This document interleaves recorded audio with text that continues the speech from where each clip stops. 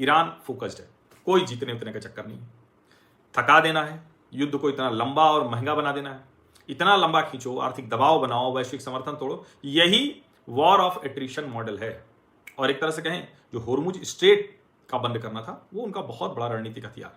20% तेल सप्लाई यहीं से गुजरती, इसको बंद कर दिया, पूरी दुनिया पर दबाव आ गया। और कमाल की बात है कि उसके बाद उसने चेंज कर दिया, स्ट्रेट पूरी तरह से बंद नहीं किया, उस जल डमरू मध्य से होर्मुज के रूस, चीन, इराक, भारत और पाकिस्तान, उनके जहाज गुजरने की अनुमति दे दी। तो तेल संकट पैदा हुआ है। जो दूसरे लोग थे वो अमेरिका इजराइल पर दबाव बना रहे हैं, गल्फ देशों का अमेरिका पर भरोसा कमजोर हुआ, क्योंकि उनका तो सबसे ज्यादा आधा हो गया है अभी यूएई का जो एक्सपोर्ट था। लेकिन भारत जैसे देशों को साथ में ले लिया, तो अब वो उस तरह से भारत उसमें बात नहीं करेगा। युद्ध को पूरी तरह से रीजनल बना दिया, जो एक तरह से कहें जिसको अंग्रेजी में कहा जाता है मल्टी थिएटर वॉर। तो ये कोई ईरान पर हमला होगा और वो इजराइल और अमेरिका पर मारेगा, अमेरिका पर तो मार नहीं पाता, इजराइल पर मारेगा, ऐसा भर नहीं था। उसने क्या किया, ऐसा कर दिया कि जहां जहां इसके बेसेज हैं वहां सब जगह मारा।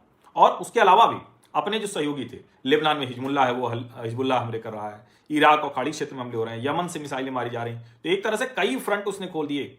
फ्रंट कई खुले तो अमेरिका और इजराइल की जो पक्की वाली रणनीति थी वो ध्वस्त होती दिखी, वो नहीं हुई। और दूसरा, जब अमेरिकी ठिकाने ही टूटने लगे, अमेरिकी ठिकानों पर मिसाइल गिरने लगी, तो फिर उन देशों को जिनसे इस सुरक्षा की ठेकेदारी ट्रंप ने रखी, उनको लगा कि तो बड़ा गड़बड़ हो गया। तो जो सिक्योरिटी गारंटी है वही गड़बड़ हो गया। पूरा खाड़ी देश जो बड़े चमकते हुए थे, मैं कहता भी हूं कि उस पर जो चमकते खाड़ी देशों पर ईरान का काला साया पड़ा, उसने बुरी तरह से फंसा दिया।